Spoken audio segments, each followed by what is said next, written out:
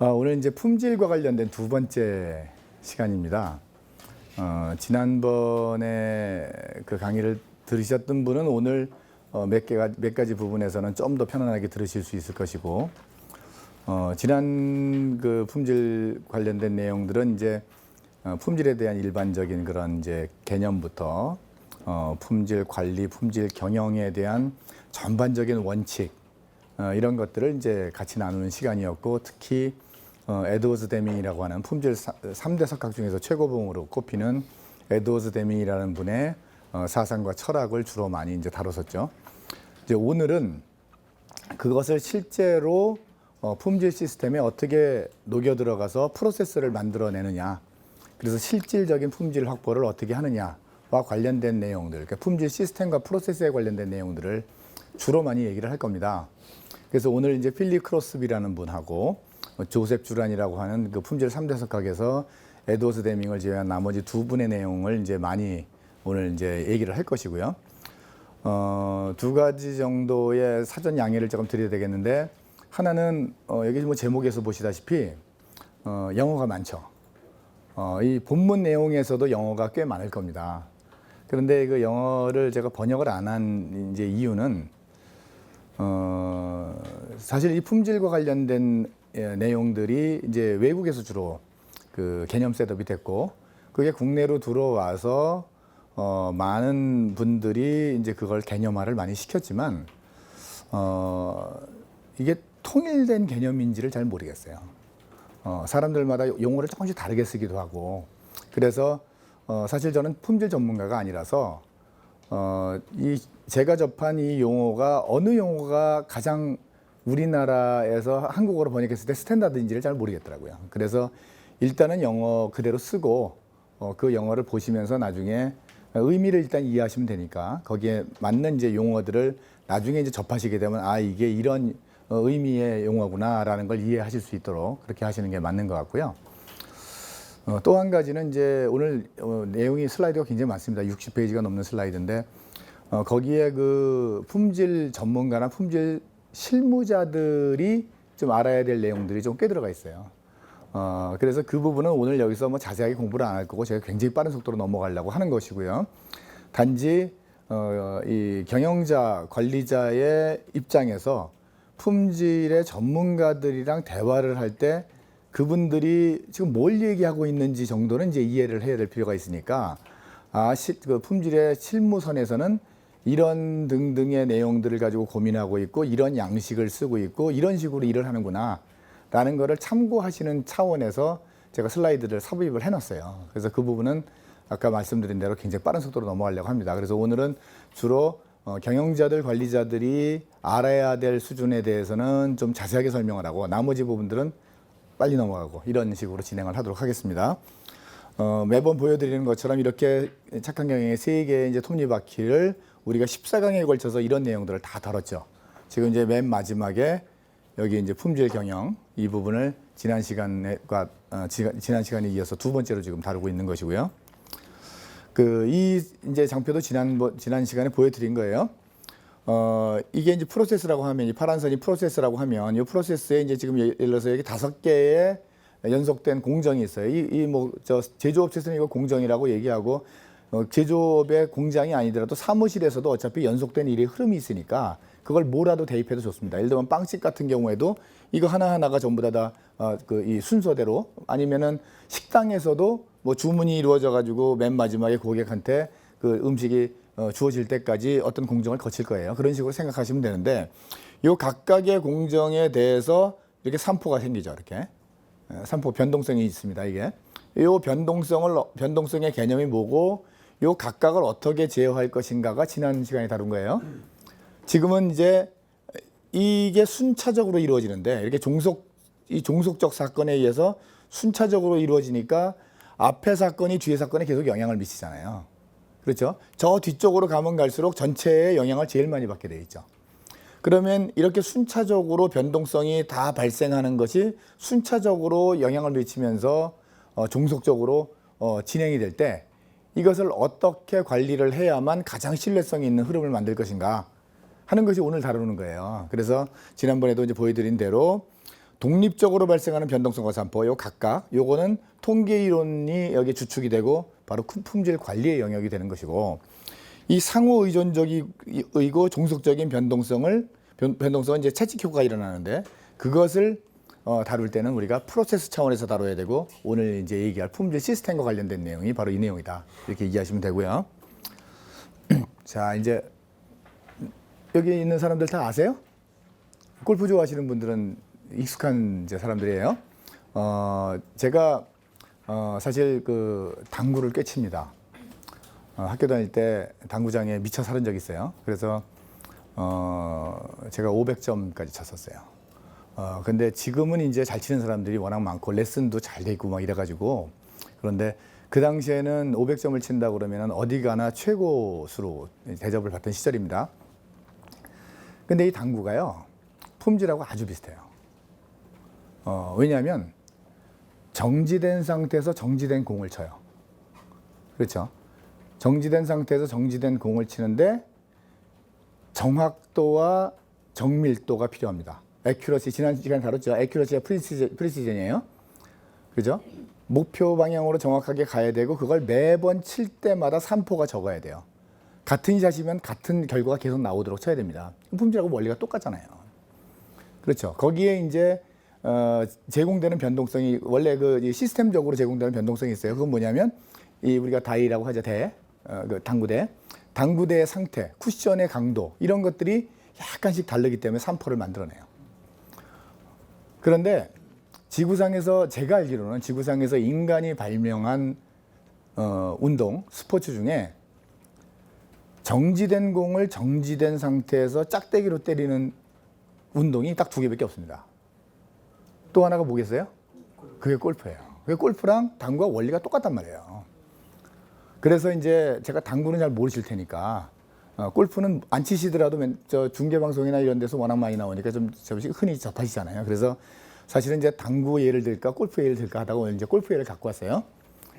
자, 이제 골프를 칠 때 하나의 샷이 이루어질 때 거기에 이제 크게 4가지 정도의 이제 단계를 거친다, 이렇게 이제 저는 생각하고 있어요. 맨 처음에 홀이 딱 왔습니다. 1번 홀이다, 2번 홀이다 그러면 홀을 어떻게 공략할 건지에 대해서 구상을 전체 하죠. 전략적으로 구상을 합니다. 아, 여기서는 내가 길게 쳐서 그 다음에 어디에 갖다 놓고 어떻게 가겠다. 아, 여기는 저 벙커가 있으니까 벙커를 피해서 짧게 쳐가지고 어떻게 가겠다. 뭐 등등등등. 뭐 저 장타자 같은 경우에는 파5를 2번에 가겠다. 아니면은 뭐 3번에 가겠다. 이런 이제 전략을 세우잖아요. 그러면 전략을 세우게 되면 이제 내가 그 다음에 샷을 해야 되잖아요. 그 전략을 세운 다음에 샷을 결합니다. 이 전략을 제일 잘 세우는, 가장 창의적으로 골프를 쳤다고 하는 누구겠어요? 이 사람 아세요? 이거 옷 입고 다니시는 분들 많이 있죠. 아놀드 파머예요. 네, 아놀드 파머의 젊은 시절입니다. 아놀드 파머가 가장 창의적으로 이제 골프를 쳤다고 해요. 이거 누구예요? 두 번째? 네, 잭 니클라우스. 저 골프 역사상 가장 최고의 업적을 쌓은 사람이죠. 이분이 이제 샷을 설계를 합니다. 요번 샷을 예를 들면 드라이버 샷인데 이 샷을 오른쪽으로 출발시켜서 왼쪽으로 휘게 만들고 뭐 등등등등. 뭐 이런 샷 설계를 하는 거죠. 그러고 나서 3번째, 골프 역사상 가장 일관된 스윙을 했다고 알려지는 벤 호건이라는 분이에요. 벤 호건이 그 샷 설계된 대로 연습 스윙을 합니다. 그렇죠? 그리고 누구예요? 타이거 우즈입니다. 타이거 우즈가 샷을 해요. 가장 강력한 이 샷 메이킹 능력을 갖고 있죠. 자, 이제 한 사람이 하면 문제 없어요. 내가 홀 전체 공략 구상을 하고 그 다음에 샷 설계를 한 다음에 연습 스윙 한 다음에 나가서 쳐요. 골프는 그렇게 치잖아요. 그렇죠? 그거를 일관되게 원래 설계된 대로 공이 잘 갔을 때 골프는 결과가 좋을 수밖에 없고 골프의 품질이 좋아지는 거죠. 그렇죠? 일관성이 생기고 정확도가 이제 높아지는 거죠. 그런데 여기에 최고의 선수, 역사상 최고의 선수 4명을 제가 데리고 왔는데 이걸 한 사람이 하는 게 아니고 각각이 하도록 만든다는 거죠. 각각이. 그러니까 홀 공략 구상을 해서 일로 넘기고 그러면 잭 니클라우스가 받아가지고 설계를 해요. 그리고 벤 호건한테 넘기면 벤 호건이 그거대로 일관되게 연습 스윙을 딱 한 다음에 그 결과를 가지고 타이거 우즈가 따라서 샷을 한다 이거죠. 말이 되는 것 같아요? 그죠? 그렇게 골프를 치는 사람은 없어요. 그 골프가 잘 되겠어요? 이 네 사람이 세계 최고의 그 역사상 최고의 골퍼들인데 이 사람들이 이런 방식으로 골프를 친다고 그러면 그 골프가 잘 되겠어요? 안 되죠. 그렇죠? 근데 실제로 그거를 우리 현장에다 대입해 보면 그런 일이 일어난다는 거예요. 이거를 비유를 하면 이렇게 됩니다. 이 제품 설계를 하는 거예요. 홀 공략 구성하는 거. 우리가 이제 신제품 설계를 합니다. 제품 설계를 한 다음에 그거를 어떻게 만들어낼 수 있을까에 대해서 공정 설계를 해요. 그리고 그 공정을 가지고 이제 공정이 설계돼서 만들어지게 되면 자 이제 그거를 얼마만큼 언제까지 생산해야 될 건지 생산 관리가 스케줄링도 하고 이런 걸 합니다. 그 결과로서 생산을 해요. 이렇게 되잖아요. 그죠? 자 이거를 한 사람이 해요? 한 사람이 안 하죠. 다 다른 사람이 합니다. 다른 부서가 하거나. 골프도 최고의 선수들을 모았을 때 이걸 각각 이 한 사람이 하지 않고 각각 나눠서 하면 좋은 결과가 안 나오죠.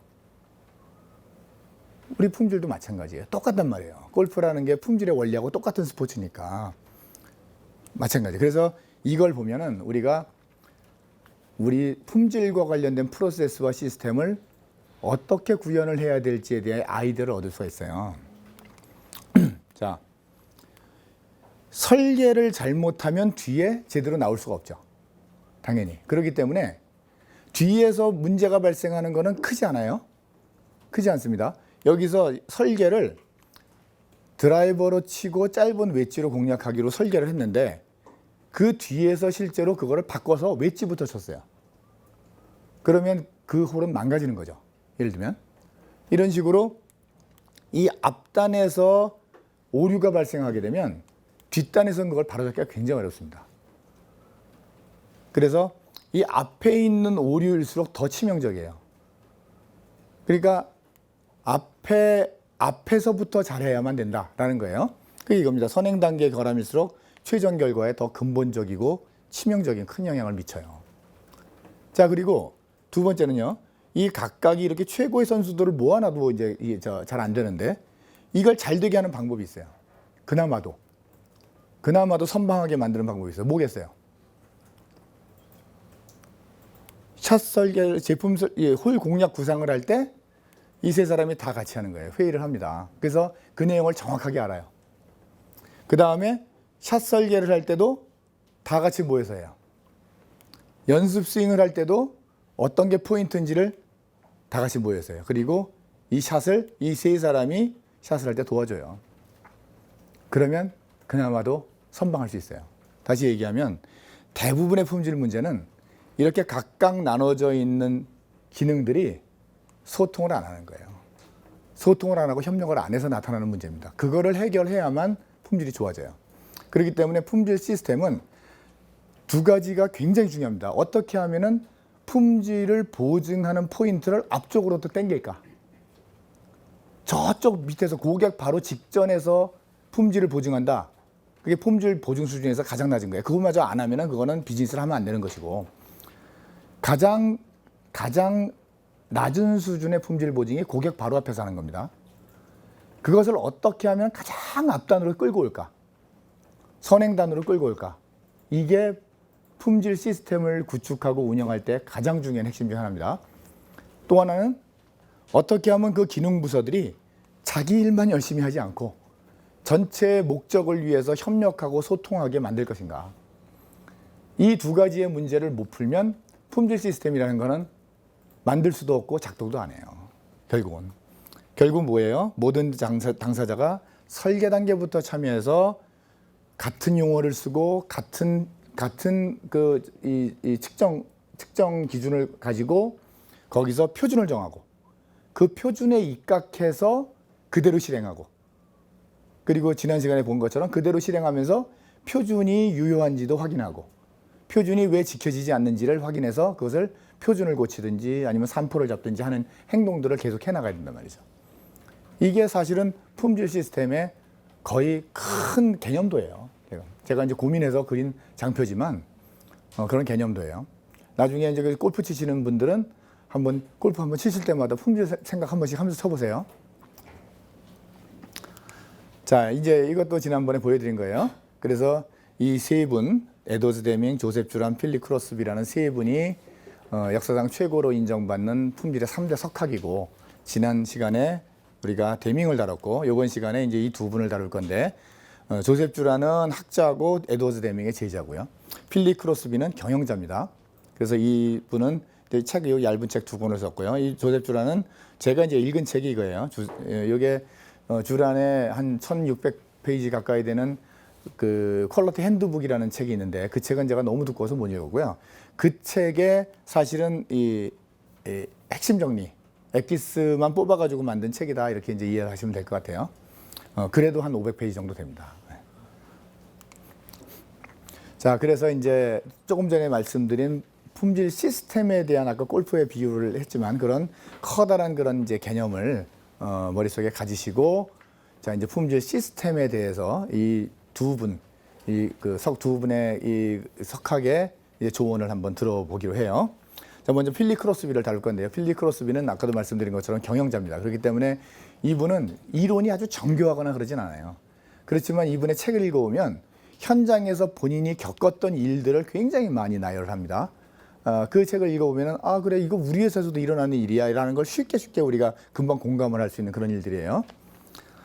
자, 먼저 이분의 이제 이 Quality Without Tears라는 책에서 나온 Four Absolutes라고 돼 있어요. 그게 이제 우리말로 뭐라고 번역을 해야 될지 잘 모르겠는데 아마 절대 원칙 같은 걸 거예요. 그래서 품질 경영, 품질 시스템을 구축할 때 반드시 이해를 해야 될 4가지의 절대 원칙이 있다. Four Absolutes가 있어요. 이게 이제 크로스비의 사상 전체를 설명하는 겁니다. 첫 번째가 뭐냐? 이건 뭐 지난 시간에 다룬 겁니다. 품질의 정의는 요구사항의 충족이다. Conformance to requirement다. 이게 첫 번째예요. 그렇기 때문에 요구사항이 정말 중요한 거예요. 요구사항. requirement가 엄청나게 중요한 거예요. 나중에 뒤에서 requirement에 대해서는 여러 차례 제가 다시 설명을 드릴 건데, 요구사항이 없다면 표준이 없어요. 표준이 없으면 측정을 못해요. 측정을 못하면 품질 개선이 없는 거예요. 그렇기 때문에 품질은 측정을 해야 되고, 측정이 있으려면 표준이 있어야 되고, 표준은 요구사항부터 출발하는 거예요. 자, 예를 들어서 너희들 왜 품질이 그 모양이야? 더 잘해와. 이거 말 돼요? 그 얘기를 들은 사람은 뭐라고 질문해야 되겠어요? 나에 대한 요구사항이 뭡니까? 이렇게 질문해야 되는 거예요. 그죠? 우리가 아이를 야단칠 때, 아랫사람한테 뭐라고 그럴 때, 아니면 협력업체하고 악유가 생길 때 보면은 실제로 요구사항이 뭔지 얘기를 안 하고 기분 나쁘다, 아니다, 마음에 든다, 안 든다, 보기가 좋다, 안 좋다, 이런 걸로 품질이 좋다, 나쁘다를 따지는 경우가 굉장히 많다는 걸 여러분이 금방 아실 수 있어요. 그렇기 때문에 요구사항에 대한, 갑자기 뒤에서 다시 말씀드릴 겁니다. 두 번째, 품질 시스템은 예방만 존재한다는 거예요. 예방이 품질 시스템이다. 그러니까 예방의 개념이 없는 거는 품질 시스템이 아니다. 그 얘기는 뭐예요? 분량 열심히 만들고 생산 과정 중에 맨 마지막에서 인스펙션을 해서 완벽한 품질을 만들어냈습니다. 그래서 고객이 만족해요. 그래서 이 회사는 고객 입장에서 품질을 엄청나게 관리를 잘하는 회사로 인정받아서 상도 받았어요. 이 회사는 품질 시스템이 있는 거예요, 없는 거예요? 없는 거예요. 왜냐하면 예방을 못했어요. 분량은 낮습니다. 그리고 맨 마지막에 걸러냈죠. 그렇기 때문에 우리가 품질 시스템, 품질 프로세스라고 얘기하는 것은 예방이라는 개념이 반드시 들어가 있어야 된다라는 거예요. 왜 그러냐? 낭비는 대부분 잘못된 거를 다시 고치는 데서 발생한다는 거예요. 그렇기 때문에 예방을 하지 못하면 최종 품질은 확보할 수 있을지 모르겠지만 코스트가 증가하죠. 그래서 회사는 더 나빠지죠. 그렇기 때문에 품질 문제를 사전에 예방하는 것이 품질 시스템의 핵심이다. 왜요? 세 번째, 품질 경영의 그런 목표는 뭐가 돼야 되느냐? 무결점이어야 된다. 제로 디펙트. 이 제로 디펙트는 이분이 처음 사용한 용어예요. 필립 크로스비가 처음 사용한 용어입니다. 지금 제조업체라든가 이런 현장에 혹시라도 가실 기회가 있으면 많은 회사가 플랜카드나 이런 것들을 이렇게 해가지고 무결점 달성해 막 이렇게 붙어 있는 거 막 많이 보실 거예요. 그죠? 사방에서 뭐 제로 디펙트라는 얘기는 막 써붙입니다.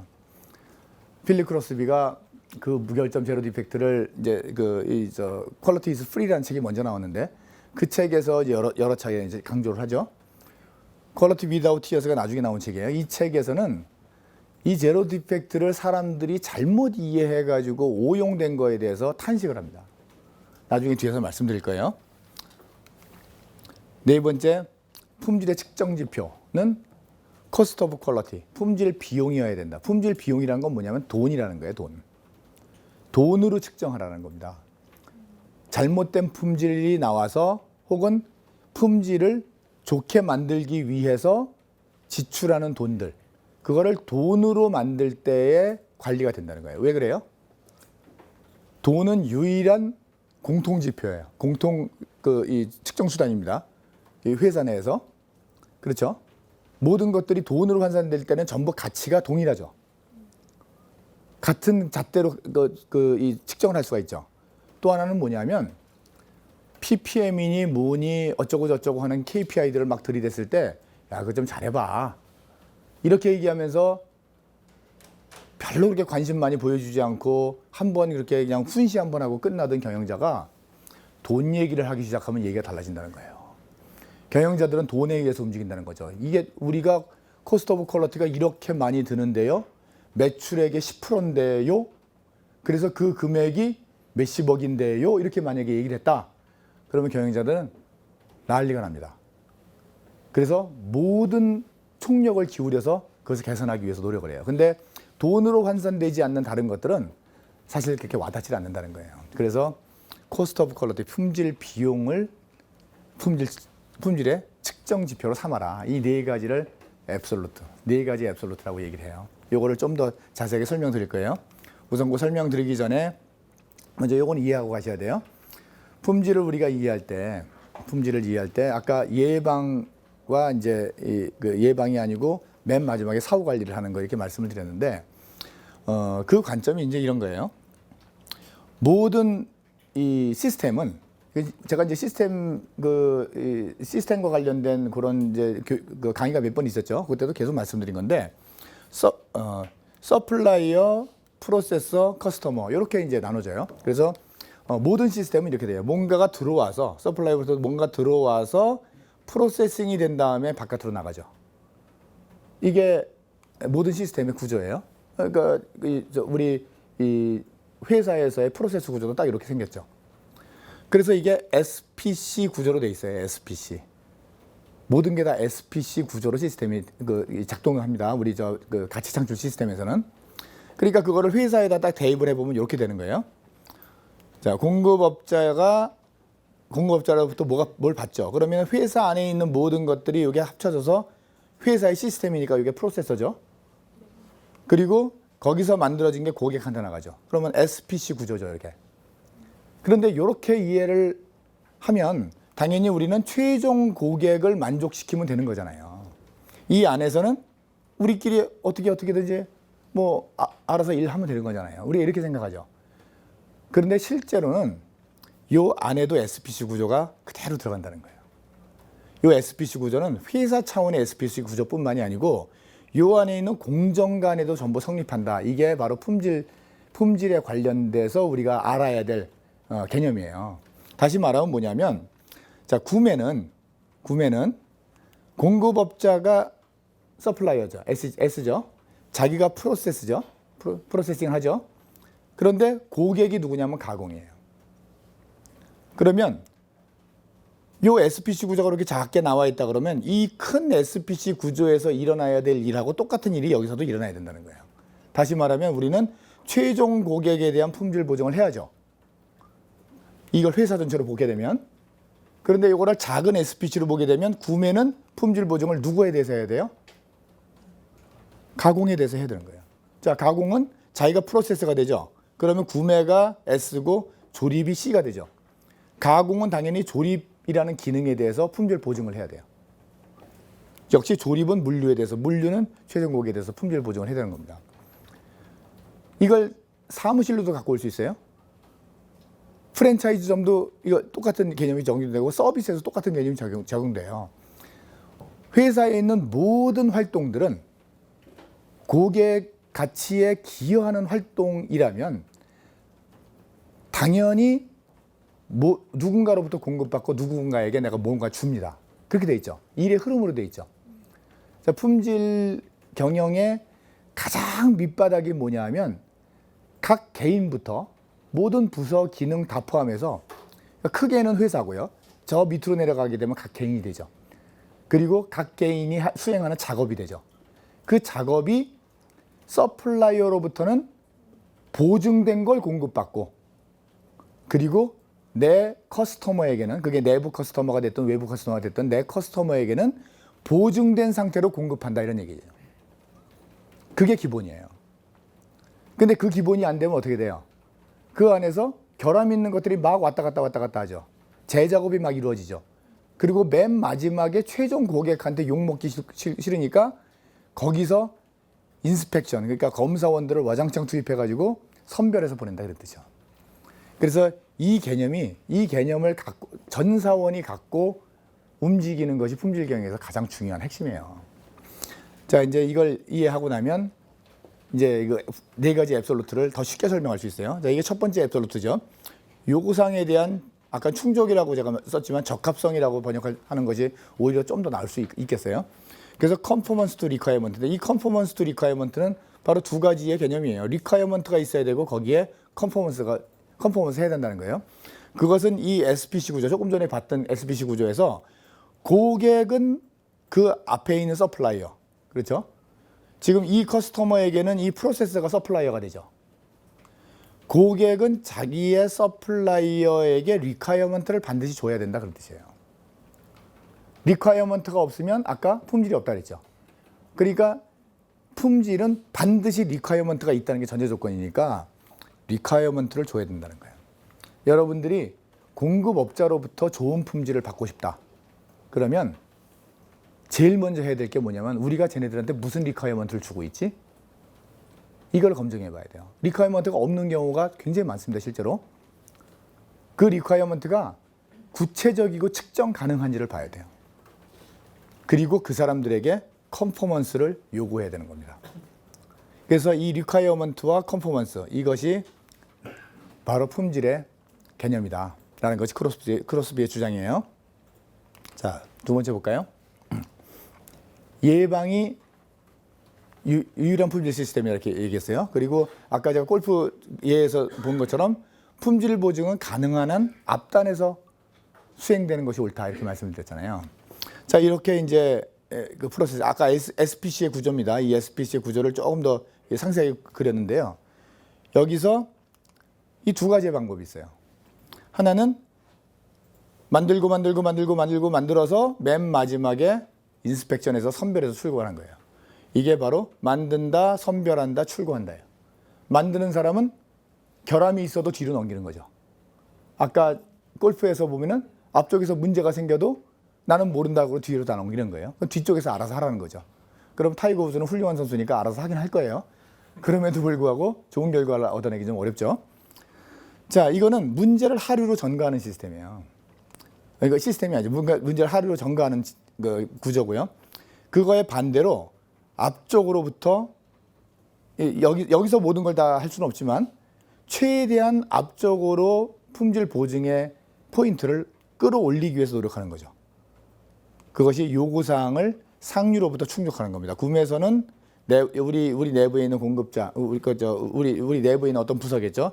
이 부서에게 신뢰성이 있는 것을 공급하고, 다시 결함 없는 것이 계속 밑으로 넘어가서 사실상 최종 검사가 필요 없는 체제. 바로 문제가 있는 것들은 받지도 만들지도 보내지도 않는 이런 예방 방식이 바로 품질 시스템의 핵심이다라는 것이고요. 자, 이제 세 번째 제로 디펙트인데, 아까 앞에서 제로 디펙트는 제가 짧게 설명했으니까 여기서는 좀 자세하게 설명을 드릴게요. 품질의 목표는 언제나 제로 디펙트를 지향해야 한다는 거예요. 그러면은 좀 그러시잖아요. 어떻게 이게 품질이라는 게 0이 나올 수가 있어. 식스 시그마도 100만 번의 기회 중에 3.4회라고 하는데 이렇게 말씀하시잖아요. 자, 여러분들 그 회사에서 품질 목표 같은 거 세우시잖아요. 품질 목표 어떻게 세워요? 올해 5만 ppm. 그러면 내년 목표 어떻게 세워요? 3만 ppm. 후년 목표 2만 ppm. 그 다음에 1만 ppm. 이런 식으로 세운단 말이에요. 그렇죠? 그러지 말라는 거예요. 왜냐? 내년 목표가 3만 ppm이에요? 그 얘기가 6만 ppm에서 3만 ppm이 개선될 거다 이렇게 생각을 하시잖아요. 그게 아니라는 거예요. 3만 ppm은 경영자가 허락해 준 거다 그런 뜻이죠. 전혀 다른 의미를 받아들인다는 거예요. 또 하나는 뭐냐면 6만 ppm이 나오는 거나 3만 ppm이 나오는 거나 그 차이가 무엇로부터 비롯됐느냐는 거예요. 6만 ppm이 3만 ppm으로 갈 수 있다는 걸 뭘로 증명할 수 있어요? 사실상 그게 그겁니다. 어차피 분량은 많이 나는 체제예요. 그렇죠? 그렇기 때문에 목표는 제로 디펙트여야 돼요. 평가를 제로 디펙트를 달성했느냐 아니냐를 가지고 따지라는 얘기가 아니고 지향점 관리를 해야 된다는 거예요. 분량은 하나도 남으면 안 된다는 겁니다. 기본적으로. 마음가짐이 그래야 되는 거예요. 그런데 어쩔 수 없이 날 수 있어요. 근데 어쩔 수 없이 날 수 있는 거를 어떻게 목표로 세울 수 있느냐는 거예요. 목표는 항상 제로 디펙트 해야 된다는 거예요. 자, 이제 제로 디펙트의 개념은 그렇습니다. 근데 이게 이제 아까 제가 필립 크로스비가 제로 디펙트를 사람들이 오해를 해가지고 이제 좀 탄식을 했다고 얘기했잖아요. 그게 어떤 거냐면 이런 거예요. 자, 제로 디펙트를 얘기했더니 최종 고객, 예를 들면 자동차 부품 업계다 그러면 자동차 회사가 제로 디펙트를 요구를 하니까 그 제로 디펙트를 맞추기 위해서 총력을 기울입니다. 그래서 실제로 우리나라 자동차 부품 업계가 고객 입고 기준에, 고객한테 공급이 된 입고 기준의 품질 수준이 5시그마, 6시그마에 도달해 있어요. 그거 안 돼 있으면 퇴출돼요. 5시그마, 6시그마는 대단한 수준입니다. 뒤에서 말씀드리겠지만 5시그마도 100만 개 중에 몇백 개 정도밖에 안 나오는 그 분량이에요. 그런데 문제는 그렇게 해서 5시그마, 6시그마 거의 제로 디펙트에 근접한 수준에 도달한 회사들이 어떤 방식으로 하고 있느냐? 아까도 말씀드린 것처럼 다 나와서 검사에 투입되고 어마어마하게 아르바이트 고용해가지고 막 이잡들이 잡고 막 이런 방식으로 한단 말이에요. 그러고 나서 뭐라고 하냐면 올해 우리는 제로 디펙트 달성했다 이렇게 얘기하는 거예요. 필립 크로스비가 그것 때문에 통탄하는 거죠. 자, 제로 디펙트라는 것이 뭐냐 하면 제로 디펙트를 그 필립 크로스비의 개념대로 달성하게 되면 어마어마한 코스트 세이브가 돼야 돼요. 그런데 실제로는 제로 디펙트를 달성했다는 회사들이 어마어마한 비용 증가가 있어요. 왜냐하면 사람을 막 때려놓으니까. 그건 잘못 이해한 거예요. 최종적으로 고객한테 분량 보내지 마라는 차원에서 제로 디펙트를 이해하면 안 된다는 거예요. 제로 디펙트의 개념은 필립 크로스비는 이런 거예요. 자, 지금 여기 보시면 이 SPC 구조에서 이 파란 것이 문제 없이 간 거예요. 문제 없이 진행된 프로세스입니다. 근데 가다가 다시 거꾸로 오죠. 백플로우죠. 전 공정으로 다시 들어가 고쳐요. 문제가 발생해서 공정 중에. 이게 다시 흘러가서 다시 와서 갑니다. 자, 왔다 갔다 했어요. 갔다가 왔다가 다시 갔다가 왔다가 했어요. 사실은 원래 가장 바람직한 건 뭐냐면 이 빨간 게 다 없어야죠. 그죠? 빨간 게 없어야 돼요. 그럼 한 번에 갔죠. 근데 이 빨간 것들이 전부 낭비죠. 다 작업이 들어갔죠. 이렇게 가라는 얘기예요. First time to quality라고 하는데 이게 한 번에 품질이 나오도록 하라는 거예요. 그것을 필립 크로스비는 이렇게 얘기했어요. 그래서 필립 크로스비의 제로 디펙트의 개념은 딱 이거예요. Get the things done the first time. 첫 번 시도에 문제 없이 완벽하게 하는 거예요. 재작업이 없도록 하는 겁니다. 한 번 시도에 제대로 하는 것. 이거를 타겟으로 해라. 이게 바로 제로 디펙트라는 거예요. 그거를 어디서부터 해라? 맨 앞단부터. 맨 앞에 최전방에 있는 설계 단계부터 그리고 그 협력업체로부터 공급받는 단계부터 문제 없이 하고 결함 없이 하고 다시 재작업하지 않도록 하고 백플로우가 일어나지 않도록 하고 해서 그것이 한 번에 전부 직행을 할 수 있도록 해라는 거예요. 그래서 회사에 있는 모든 프로세스, 모든 업무들을 전부 직행의 관점으로 구성을 하고 직행을 하지 못하는 걸 전부 낭비로 삼으라는 겁니다. 그러면 린 교육을 받으신 분은 린에서 뭔가 생각나는 개념이 있죠. 린에서 이거를 뭐라고 그래요? 자공정 완결이라는 용어를 쓰죠. 린에서도 그거예요. 린에서도 무조건 다음 공정으로 결함을 보내지 말라고 얘기하잖아요. 같은 개념이에요. 바로 그게 바로 제로 디펙트예요. 이게 제로 디펙트라는 거는 안에서 저질러 놓고 고객한테 절대 결함 보내지 마. 이게 제로 디펙트가 아니라는 거예요. 제로 디펙트는 모든 일, 그 사무실에서 하는 일이든 공정에서 하는 일이든 모든 일들을 한 번에 올바르게 하는 것. 그리고 재작업이 일어나지 않도록 하고 프로세스가 역류하지 않도록 하는 것을 제로 디펙트라고 하는 거예요. 그것을 목표로 삼으라는 겁니다.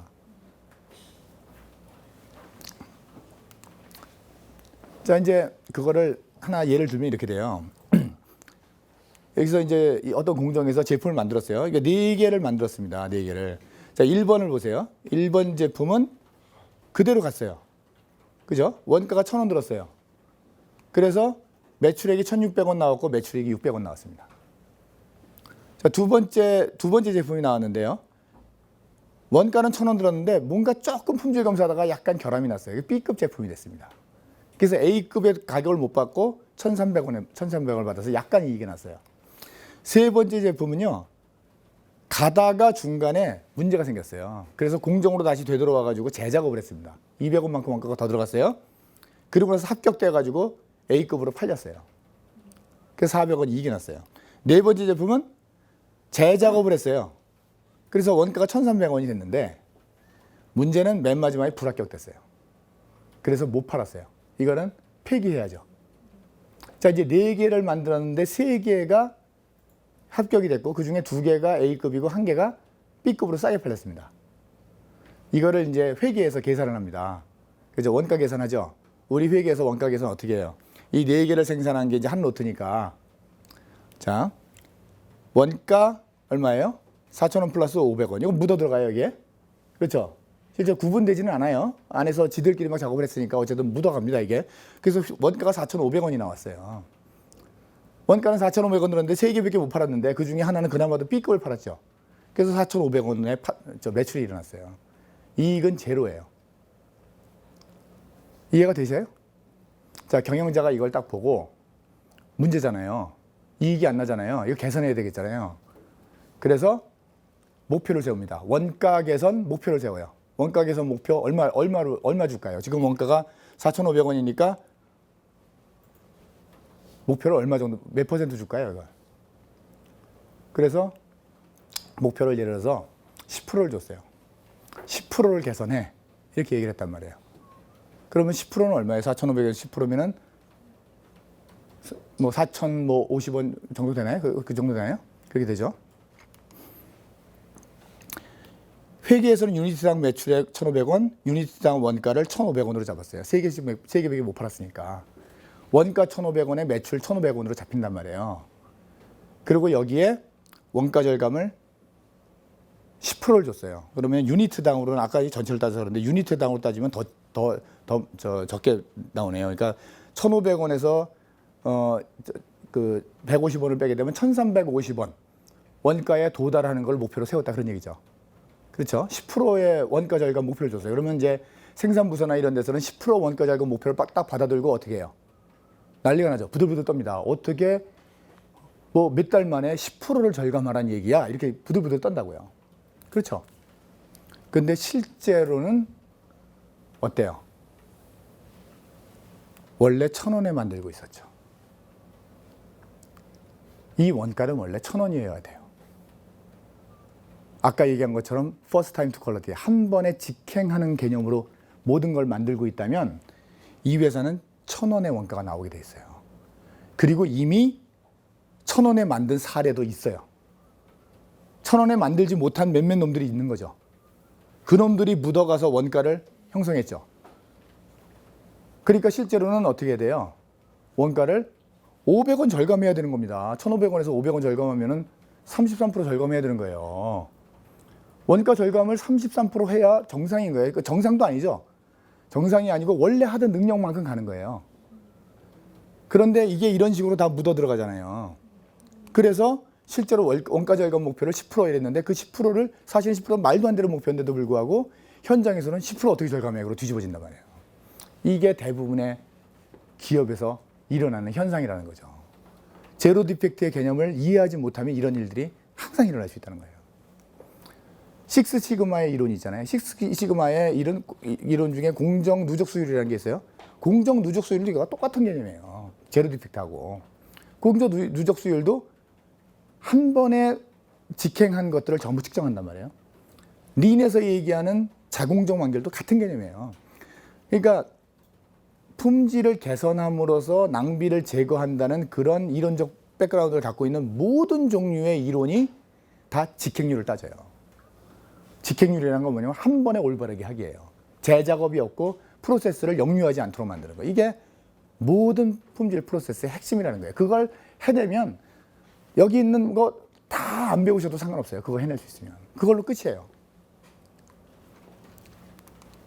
자, 마지막으로 품질 비용. 아까 제가 많이 말씀드렸어요. 품질 비용은 이 페덱스가 주장해서 유명해진 110, 100, 110, 100의 법칙하고도 연결됩니다. 110, 100의 법칙이 뭐냐? 품질 문제를 해결할 때 맨 앞에 선행 부분에서 아까 얘기한 골프로 얘기하면 설계 단계예요. 거기서 해결하면 1달러가 드는 게 공정이나 제품 쪽에서 해결을 하려고 그러면 10달러가 들고 그것이 고객한테 나가서 터져나가면 그거를 해결하는데 100달러가 든다. 그렇기 때문에 품질 문제는 앞쪽 선행 단계에서 해결하는 것이 맞다라는 게 110, 100의 법칙이고 그것을 그 비용이 그렇게 급속하게 증가하는데 그거를 알려면 이걸 비용으로 환산할 수 있어야 된다는 거죠. 그래서 품질 비용을 돈으로 환산해서 커뮤니케이션 하라는 것이고 그 품질 비용은 이렇게 세 가지로 나와요. 예방 비용, 평가 비용, 실패 비용 이렇게 나옵니다. 예방 비용은 맨 앞에서 잘하려고 한 번에 잘하기 위해서 그 설계 단계부터 차근차근 해나가는 것 원천적으로 차단하기 위한 프리벤션 비용이에요. 두 번째는 이것도 프리벤션 비용이긴 한데 예방 비용이긴 한데 뒤에 있는 검사를 안 하기 위해서 앞에서 실험을 해보거나 아니면 뭐 미리 테스트를 해보거나 이런 것들이에요. 자, 실패 비용은 뭐냐면 그걸로 못 막아서 나가서 실제로 우리가 클레임 맞고 뒤에서 터져나가는 비용입니다. 이걸로 놓고 보면은 110, 100이죠. 110, 100이에요. 대부분의 회사들이 어느 비용을 제일 많이 지불할까요? 당연히 실패 비용이에요. 이게 거의 대부분입니다. 식스 시그마에 도달한 회사들은 예방 비용이 거의 대부분을 차지해요. 그래서 이제 필립 크로스비는 그 책에서 여기 제가 영어로 다 써놨는데 이건 뭐 죄송스럽습니다. 근데 어쨌든 이러한 항목들이 다 여기에 포함돼야 된다라고 주장을 해요. 사실 엄청나게 많아요. 근데 실제로 대부분의 회사에 가서 너희 품질 비용 얼마야? 라고 얘기하면 이런 거 거의 다 빠져나가요. 대부분 품질 비용 요거만 가지고 다닙니다. 페일리어 코스트만 대부분 다. 아니면 검사 비용 정도 일부를 집어넣어요. 그리고 너희들 실패 비용 얼마야? 페일리어 코스트에 대해서 얘기하게 되면 그중에 여기서 클레임 맞은 것들, 클레임 맞은 거, 스크랩한 거 이런 거 몇 개만 따져요. 왜냐하면 나머지는 아예 항목 관리도 안 하고 측정도 안 하고 있으니까 자기네들 실패 비용을 굉장히 낮은 수준으로 평가합니다. 실제로 뒤에서 이제 필립 크로스비가 그거에 대해서도 지적을 합니다. 자, 이게 이제 필립 크로스비가 얘기하는 가장 중요한 품질 시스템의 네 가지의 이제 절대 원칙이고 이게 아주 중요한 이제 축을 차지해요. 자, 이제 필립 크로스비는 Quality is Free라는 책에서 거기도 이제 많은 내용들이 나오는데 그 중에 제가 한 가지만 갖고 왔는데 한 회사의 품질 경영의 수준을 어떻게 측정하고 평가할 것인가. 자가 진단도 가능합니다. 그 요거를 매니지먼트 그리드라고 얘기하는데 퀄리티 매니지먼트 그리드라고 얘기하는데 그 측정과 관련된 테이블들을 여기서 소개를 합니다. 근데 그 테이블이 여기 보면은 5가지죠. 5가지의 항목에 5가지의 단계가 있어요. 각각의 5가지의 단계 뒤에서 나중에 표에서 보여드릴 거예요. 5가지 단계에 각각 수준이 5가지가 있다는 거죠. 이게. 그래서 여기 보면은 1번부터 5번까지가 수준이에요. 수준. 그 수준이 제일 낮은 게 1번이고 제일 높은 게 5번입니다. 제일 먼저 첫 번째 항목이 뭐냐면 경영진이 품질에 대해서 얼만큼 이해하고 있고 어떠한 태도를 갖고 있느냐에 대한 수준 평가예요. 여기 제일 위에 보시면 품질을 중요한 경영수단으로 이해하지 못하고 품질 부서를 전부 품질 부서에 탓을 올린다. 가장 낮은 수준이에요. 여기서부터 이제 어느 정도 인식한다. 품질 경영에 대해서 학습하면서 뭔가 노력을 한다. 품질 경영 원리들을 이해하고 자기 역할을 잘 수행한다. 그 다음에 품질 경영을 회사의 가장 중요한 부분 중에 하나로 생각한다. 이렇게 이제 레벨이 딱 나와 있죠. 두 번째 걸 보면 이 품질 부서의 위상이 어떠냐. 그 조직에서. 이것도 첫 번째 단계부터 다섯 번째 단계 있어요. 품질 부서의 위상이라는 것이 아예 거의 존재하지 않고 생산부서에서 그냥 검사나 한다. 이게 1번이에요. 그리고 요 밑으로 올라올수록 이제 부서의 위상이 조금씩 생기고 밑으로 내려가게 되면 높은 임원 수준으로 올라가고 이제는 품질 책임자가 이사회 멤버까지 올라가서 거의 회사의 중요 의사결정에 다 참여한다. 이렇게 5개 단계. 세 번째는 문제가 발생했을 때 그것을 어떤 식으로 취급하느냐라는 거예요. 문제가 발생하는데 해결은 안 되고 서로 책임 전가하고 소리 지르고 막 싸운다. 이게 1번이에요. 팀은 구성되지만 단기 처방에만 그친다. 이게 2번입니다. 세 번째부터 이제 제대로 문제를 풀기 시작하고 이제 여기 이 밑으로 내려가게 되면 이제 문제를 근본적인 걸 해결하는 건 물론이고 5단계 가면은 문제 해결할 것도 없는 거예요. 이미 다 예방이 돼 있어서 문제가 발생하지 않는 단계가 5번째 단계죠. 자, 그다음에 실제로 품질을 개선하는 활동은 어떻게 하느냐라는 거예요. 품질 경영에 관련돼서 거의 아무런 활동도 하지 않는다가 1번이고요. 두 번째는 눈에 보이는 조그만 노력들을 한다. 세 번째부터 체계적으로 이해하고 체계적인 노력을 한다. 이제 네 번째가 되게 되면 예방 시스템이 도입된다. 5번째는 아예 일상이 된다. 이게 5번째예요. 6번째, 이게 재밌어요. 품질에 대해서 사람들의 마인드와 자세가 어떠냐라는 거예요. 첫 번째, 우리는 왜 이렇게 우리한테 많은 문제가 발생하는지 도저히 모르겠다. 이게 첫 번째 단계예요. 두 번째는 야, 이거 진짜 이 상황은 어쩔 수 없는 건가? 가 두 번째 단계예요. 세 번째는 우리가 뭔가 방법을 찾았고 뭔가 체계적으로 하고 있다라는 거예요. 네 번째는 우리는 일상적으로 이런 일들을 하고 있고 문제가 전혀 없다. 5번째는 왜 우리는 우리한테 아무 일도 일어나는지 우리는 알아. 재밌죠? 이렇게 5개 단계예요. 이거를 이렇게 이제 테이블로 그렸어요. 그랬더니 수준이 5단계, 아까 1, 2, 3, 4, 5단계 이겁니다. 가장 낮은 수준부터 제일 높은 수준까지 이렇게 표현을 했어요. 필립 크로스비는 uncertainty. 모든 게 케이오스고 불확실성이에요. 이게 제일 낮은 수준이에요. 제일 높은 수준은 모든 게 확실해서 내가 다 알고 다 통제가 돼요. 품질 문제도 발생하지 않고 왜 그렇게 아무 문제도 없는지도 다 이해하고 있다는 거죠. 이 두 번째 단계가 뭐냐면 뭔가 이래서는 안 되는데 라는 생각을 가지는 거예요. 그러나 여기도 지식은 없어요. 1번이나 2번은 같은 스테이지예요. 단지 다른 건 뭐냐면 1번은 아무 생각이 없어요. 그냥 아무 생각이 없어요. 그냥 사는 대로 살아요. 2번은 이건 아니지 않아? 이래서는 안 되는 거 아니야? 라고 생각하는 단계예요. 그렇지만 실제로 지식을 습득하거나 뭘 하지는 못하는 거예요. 세 번째 단계부터 뭔가가 일어나요. 세 번째 단계부터 이 책임자를 세우고 지식을 배우고 체계적인 노력을 합니다. 세 번째 단계부터. 그리고 네 번째 단계가 되면 이게 지속적으로 일상으로 다 들어가요. 5번째가 되면 완성이 돼가지고 이제 문제가 발생하지 않아요. 자, 피터 드러커는 그 책에서 뭐라고 그랬냐면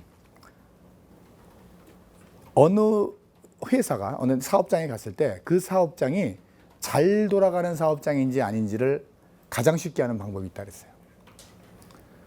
아주 부지런히 사람들이 움직이면서 굉장히 열심히 일하는 것이 눈에 보인다.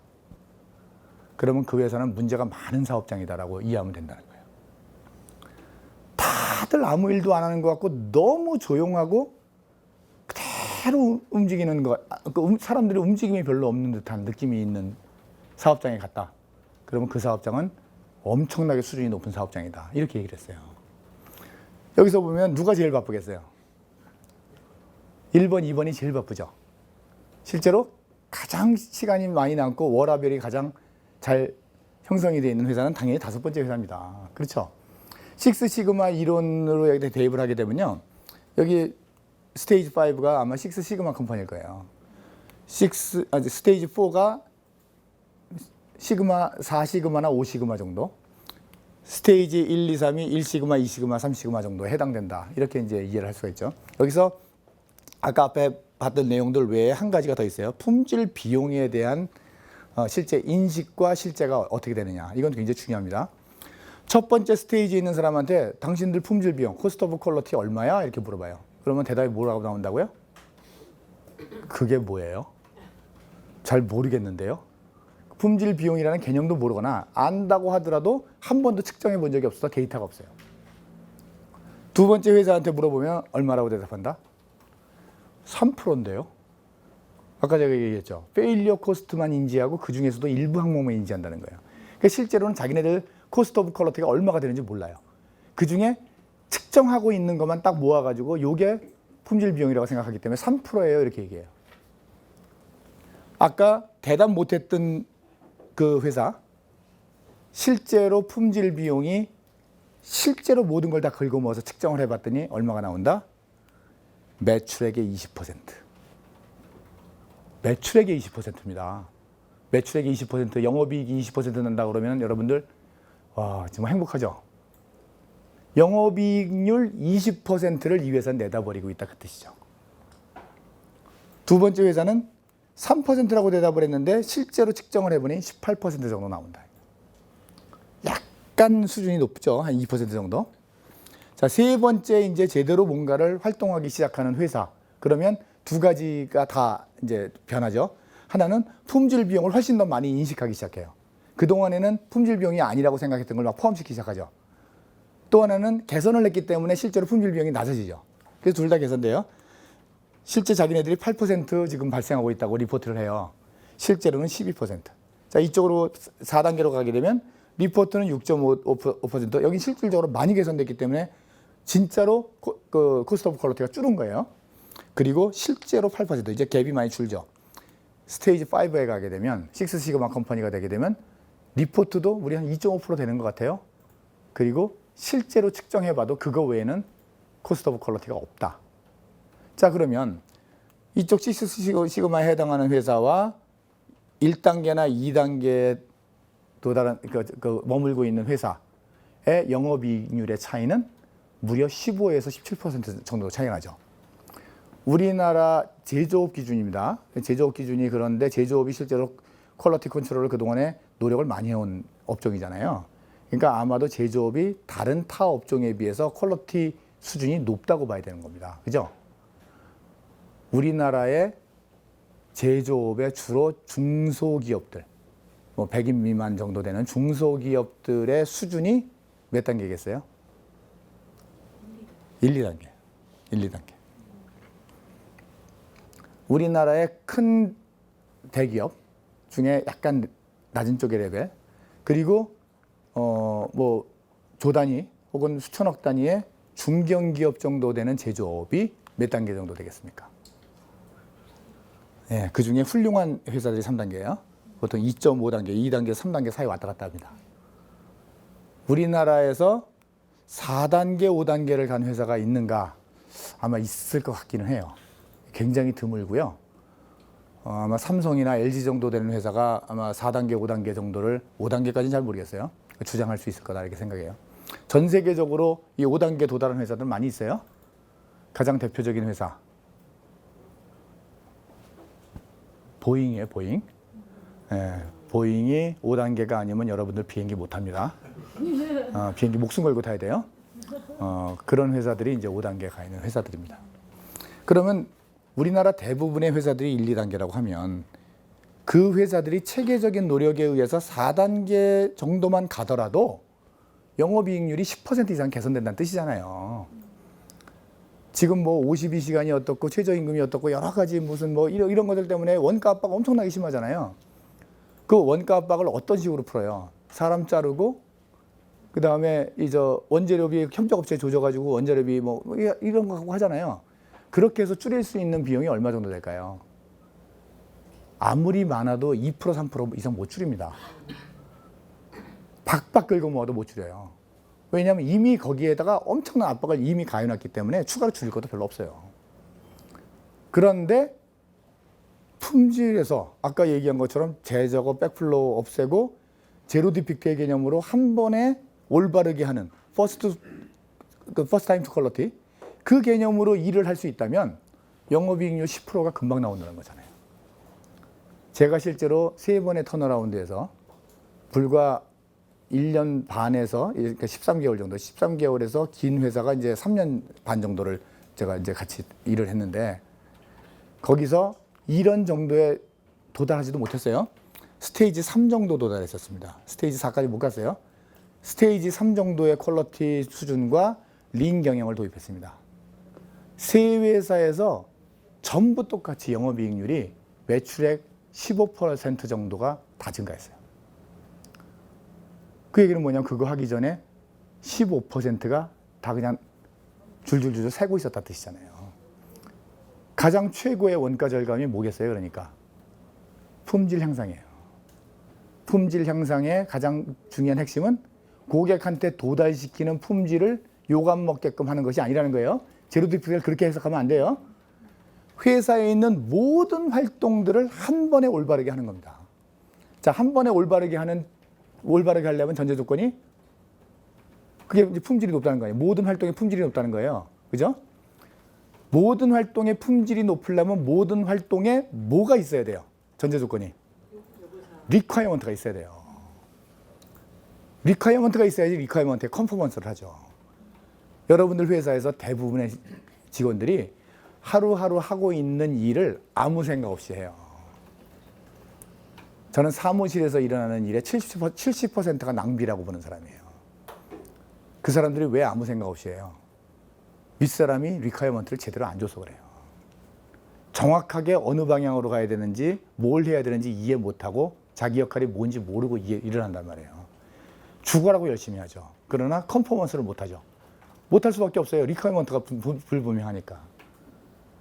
이 필립 크로스비의 4가지 앱솔루트와 이 개념을 잘 이해를 하시면, 이 사람은 경영자라고 그랬잖아요. 제가 학자가 아니에요. 실제로 경영 현장에서 이러한 개념을 갖고 어마어마한 업적을 낸 사람이에요. 많은 통찰을 얻으실 수 있을 거라고 생각합니다.